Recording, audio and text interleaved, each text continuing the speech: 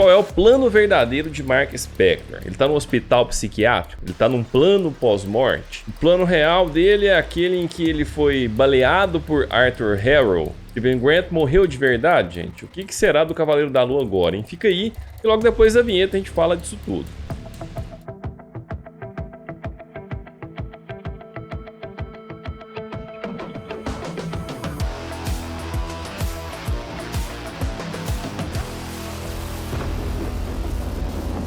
Fala, gente, Márcio aqui do Antessala Cinema e Vídeo, e hoje a gente conversa sobre o 5º episódio da série Cavaleiro da Lua. E de cara eu já vou dizer pra você que eu fiquei impressionado demais com esse episódio, hein? Sinceramente, que episódio maluco e viajante foi esse. Um episódio cheio de reviravoltas, com um final chocante, mas antes de falar do episódio eu já vou fazendo aquela tradicional advertência sobre spoilers. Vou comentar sobre o episódio, com certeza vai ter muito spoiler. Dito isso, bora lá analisar esse episódio então, que foi muito interessante. Começa exatamente onde termina o episódio 4, a gente vê o Mark Spector e o Steven Grant dando de cara com a deusa Tueret. E diferente do que eu tinha dito no meu vídeo anterior, o Mark não está sofrendo um ataque psíquico. O episódio, portanto, segue duas linhas alternativas, duas possibilidades, ou seja, ele deixa então em aberto duas possibilidades que podem ser exploradas pela Marvel. Uma linha que continua no final do episódio 4 sugere que, de fato, o Mark Spector, ao menos tecnicamente, está morto. Então, o que a gente vê no episódio 4 se confirma de fato. O Spector lutou com os capangas do Harrow, depois foi baleado 2 vezes caindo em águas profundas. Esse local em que o Mark está, essa ala psiquiátrica, é então a sua representação mental da sua passagem para a vida pós-morte. Uma outra linha que é possível explorar nesse episódio é que Mark Spector esteja mesmo em uma ala psiquiátrica. Se a gente seguir a linha de que Mark é uma pessoa internada em um hospital psiquiátrico, tudo o que a gente viu até agora, inclusive os fatos mostrados nesse 5º episódio, seriam alucinações da sua mente e, em parte, uma lembrança de momentos vividos. Os elementos que nos permitem seguir essa linha foram dados no episódio pelas interações entre Mark e o médico identificado como Dr. Harrow. O episódio mostra que Mark teve um passado difícil, ele acidentalmente causou a morte do seu irmão mais novo e a sua mãe nunca se recuperou desse fato e passou a culpar o Mark pelo evento. Mark então viveu uma infância se culpando pela morte do seu irmão enquanto aguentava os maus tratos da mãe. Em um dado momento, o episódio nos mostra que Mark criou o alter ego chamado Steven Grant. Grant era um personagem de uma história de aventura, cujo pôster do filme está no quarto do jovem Mark Spector. O mesmo filme que foi mostrado no episódio 4, inclusive Mark e seu irmão gostavam de brincar de representar os personagens do filme. Tanto que no dia da morte do irmão mais jovem de Mark,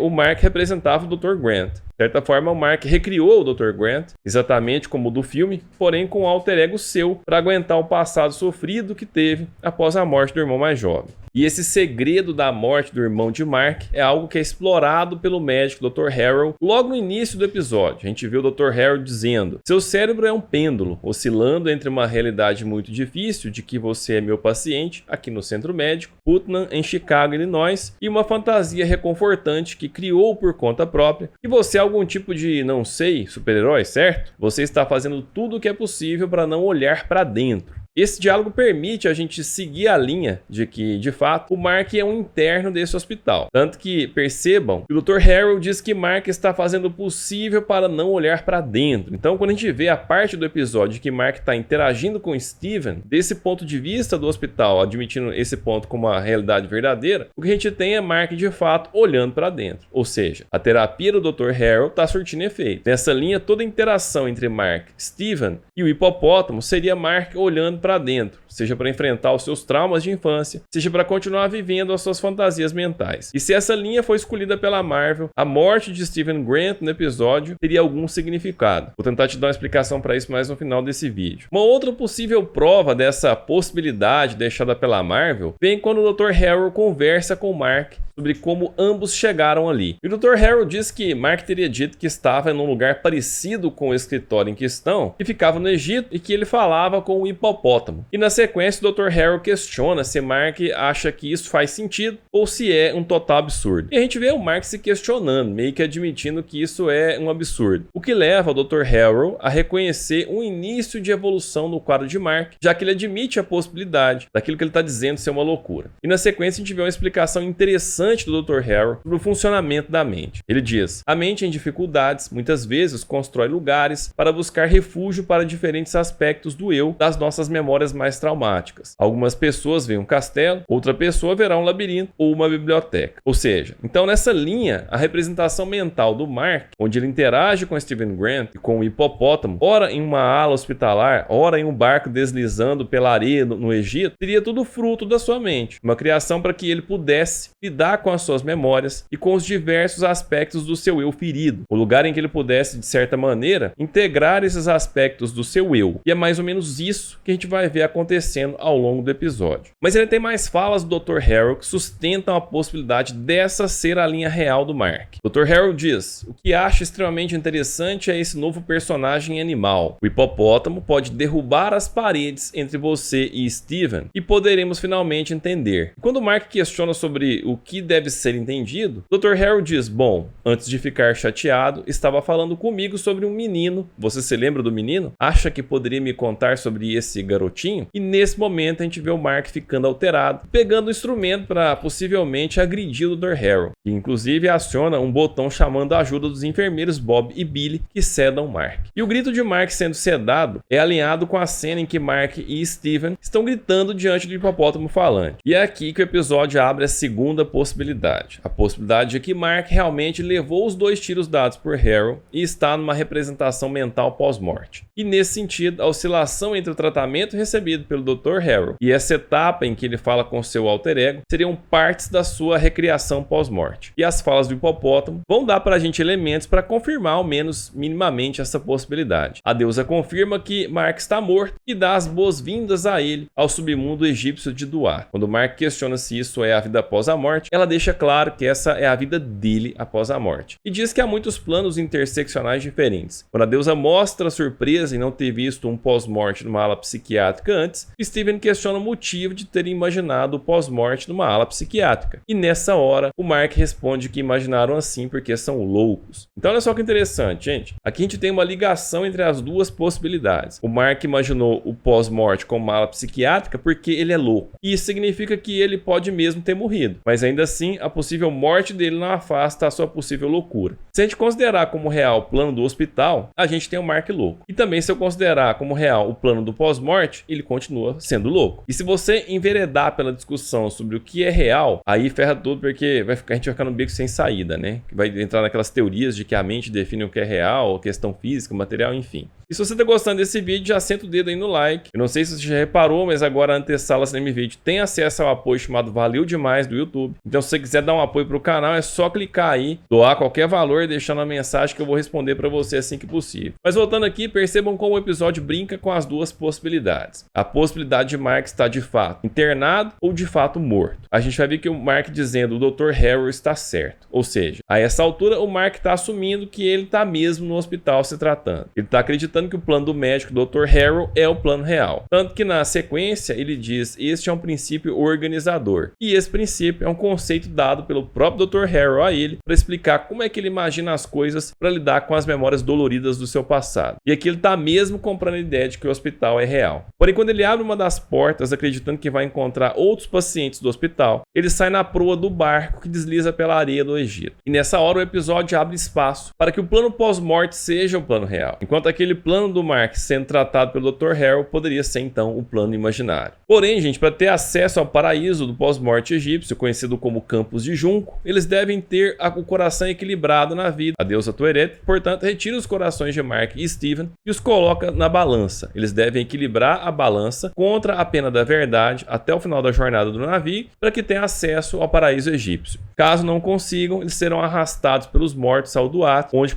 permanecerão para sempre congelados na areia. Porém, ao colocar os corações na balança, a deusa percebe que eles não estão cheios, o que significa que Mark e Steven estão escondendo coisas um do outro. E o conselho da deusa é que voltem para dentro do navio e revisitem as memórias de Mark para que a verdade seja revelada. Agora percebam o quanto isso é interessante. Essa cena do pós-morte pode ser um sinal de que o plano do hospital em que Mark se trata com Harrow seja mesmo o plano real. Vejam que a deusa, de certa forma, manda que olhem para dentro de Mark. Os dois devem revisitar as memórias doloridas de Mark para que possam equilibrar os corações e a balança. Não foi exatamente isso que o Dr. Harrow queria que o Mark fizesse? Quando ele explicou sobre as criações mentais geradas para lidar com memórias passadas, ele mencionou que Mark fugia de olhar para dentro. E não é exatamente esse olhar para dentro que eles vão ter que fazer agora para equilibrar a balança. O episódio segue e várias memórias de Mark vão sendo mostradas. Entre elas, as memórias mais doloridas, que são aquelas evitadas por Mark, segundo o Dr. Harrow. E o curioso é que as memórias vão sendo revisitadas por pressão de Steven, que luta com Mark para conseguir ver as memórias mais doloridas do Mark. É como se você estivesse fazendo uma autoanálise, você tivesse criado um alter ego que te força a confrontar suas memórias mais dolorosas. Isso não soa como um tratamento psiquiátrico de verdade? E na sequência de memórias mostradas no episódio a partir da lembrança do irmão de Mark, vemos a questão do transtorno dissociativo de identidade de Mark sendo explicado. O episódio nos mostra que Mark acidentalmente causou a morte de seu irmão e sua mãe, além de culpar ele pelo evento, nunca se recuperou. Em um trecho do episódio em que Steven Grant acompanha os garotos até a entrada da caverna, vemos que ele pisa no que parece ser um esqueleto de um pássaro. E se a gente olhar bem para esse esqueleto, ele parece muito com a forma que Khonshu é retratado na série, que parece ser o crânio do pássaro com um bico, lembra demais o que seria a cabeça de Khonshu. Isso também poderia ser um reforço de que o plano real de Mark seja mesmo o plano do hospital. Na sequência do episódio, para satisfazer a curiosidade de Steven, Mark é forçado a reviver as suas memórias doloridas da infância após a morte do seu irmão. Também vemos no episódio o momento em que Khonshu transforma Mark no Cavaleiro da Lua, e em um dado momento a deusa Tourette informa que almas desequilibradas estão sendo julgadas e condenadas à areia antes do tempo. Ou seja, isso sugere para nós que Emmett foi libertada e está promovendo a justiça mencionada pelo seu avatar Arthur Harrow. E nesse ponto do episódio, a gente está seguindo a linha de que o plano real de Mark é aquele em que ele foi baleado 2 vezes por Harrow e morreu. Como aparentemente Emmett está livre, a solução é que eles voltem para o corpo baleado de Mark. O plano é que Layla receba uma mensagem para libertar Khonshu, para que Mark volte a ser o Cavaleiro da Lua, podendo se curar dos tiros recebidos. O que não fica claro é como Layla será avisada para libertar Khonshu. Será que esse dado não fica claro por ser tudo uma encenação mental do Mark? A deusa Tourette vira o barco em direção ao portão de Osíris e permitirá que Mark volte ao seu corpo. E isso cria uma pressão adicional para que Mark e Steven equilibrem logo a balança, e leva Mark a ter que enfrentar sua pior lembrança. Steven pressiona ele para que voltem para a cena em que Mark se tranca no quarto, mas ele tem um acesso e de uma hora para outra a gente vê ele tendo acesso na sala de atendimentos do médico psiquiatra Dr. Harrow. E aqui mais uma vez o episódio brinca com as possibilidades daquilo que é a verdadeira realidade de Mark. Dr. Harrow diz: reviver esse tipo de memória traumática pode ser muito doloroso. Elas parecem tão reais e você está nisso há horas. Você está olhando para dentro, olhando profundamente em todos os momentos que fazem de você, você. E aqui o episódio já passa a tratar esse plano de Mark como seu plano real. Então o episódio vai nos dando elementos para acreditar que ora esse é o plano real, ora o plano real é o da morte. Porém, de uma forma ou de outra, os dois planos estão interligados. E a ligação é bem evidente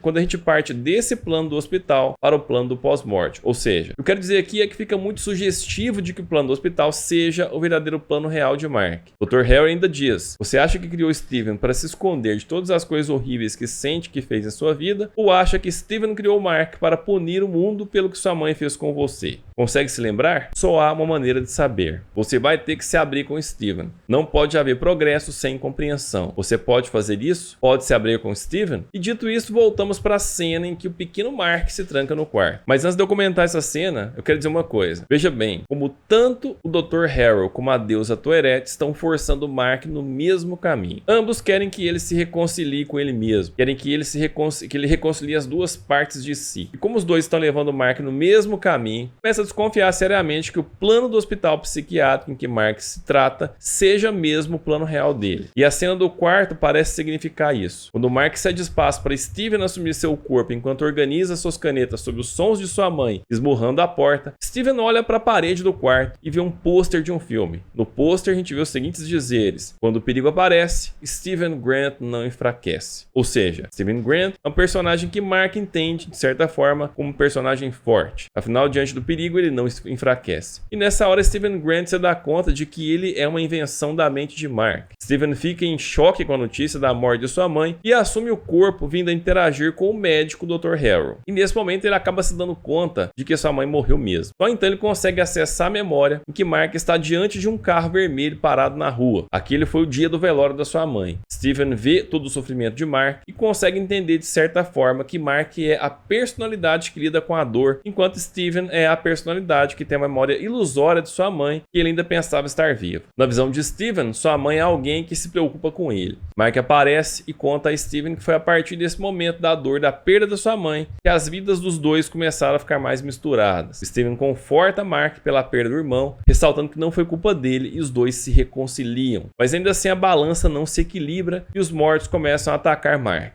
Steven se dá conta de que ele e Mark são iguais, então se Mark sabe lutar, ele também sabe. E para salvar Mark, Steven acaba caindo nas areias, se petrificando e morrendo. E após a morte do Steven, a balança equilibra e Mark termina a jornada nos campos de junco. O que aconteceu que na verdade é que Steven percebeu que ele é tudo o que Mark é. Da mesma forma, Mark também é tudo o que Steven é. Ou seja, as duas metades que estavam separadas agora se reconciliam. É como se a gente tivesse duas partes que ao mesmo tempo são dois todos. E nós só precisamos de um todo e não de dois todos. Uma vez que as duas metades se reconciliam, se reconhecendo como o mesmo todo, não há mais espaço para que as duas existam. Portanto, o equilíbrio da balança exige que uma das partes deixe de existir. Logicamente, a parte que deixa de existir é aquela que foi inventada. E disso a gente tira algumas conclusões interessantes. A primeira delas é que a morte de Steven pode significar que o plano do hospital psiquiátrico seja mesmo plano real. E que essa morte significa que Mark integrou Steven de volta à sua personalidade, alcançando a cura pelo tratamento feito pelo Dr. Harrow. Essa possibilidade fica ainda mais forte quando pensamos que o barco dirigido pela deusa havia mudado o curso para ir em direção ao portão de Osíris. Ora, se o barco ia em direção ao portão de Osíris, então não tinha por que Mark terminar nos campos de junco. A não ser que tivesse morrido mesmo e sua história fosse terminar assim. Ele teria chegado ao paraíso e não teria mais como voltar ao próprio corpo. Essa cadeia de conclusões me faz pensar que o plano pós-morte de Mark seja totalmente ilusório. Mark está mesmo se tratando no hospital psiquiátrico. E se a gente lembrar do episódio 4, a gente viu o filme do Dr. Steven Grant passando na TV. E agora a gente vê o pôster do filme nas lembranças de Mark enquanto criança, sendo que foi daí que surgiu a personalidade de Steven Grant. Todos os aspectos mostrados na série do Cavaleiro da Lua encontram explicação, ou nas memórias reais de Mark ou na realidade do hospital. De fato, tudo o que ele viveu enquanto Cavaleiro da Lua pode mesmo ser fruto de ilusões da sua mente doente que usou elementos do seu plano real e de suas memórias para fabricar uma ilusão através da qual ele conseguisse lidar com todas as merdas que fez durante a sua vida. Afinal, no momento de transformação dele em Cavaleiro da Lua, ele aceita ser o avatar de Khonshu para fazer justiça, para combater o mal. De certa forma, é uma maneira que ele arrumou de se tornar um herói e com isso aceitar tudo que ele fez. Tanto que na cena em que ele está com Steven no local cheio de mortos, ele justifica que todos aqueles que morreram eram criminosos, assassinos e predadores, gente da pior espécie possível. Também a possível escolha de Khonshu por Mark se revela um verdadeiro caso de manipulação. Khonshu começa reverenciando a dor dentro dele, depois diz que a mente de Mark está fraturada, quebrada, e isso o torna o candidato digno para ser seu avatar. A camada adicional de manipulação está na promessa de Khonshu de proteger os viajantes da noite e punir aqueles que merecem, o que alimenta a raiva de Mark pelo abuso físico que sofreu de sua mãe. Esse senso de injustiça pessoal moldou a própria personalidade de Mark, e isso é algo que Khonshu parece usar para manipular o Mark para ele se tornar seu avatar. E isso me lembra do episódio 3, em que Arthur Harrow diz que Khonshu se aproveitou de Mark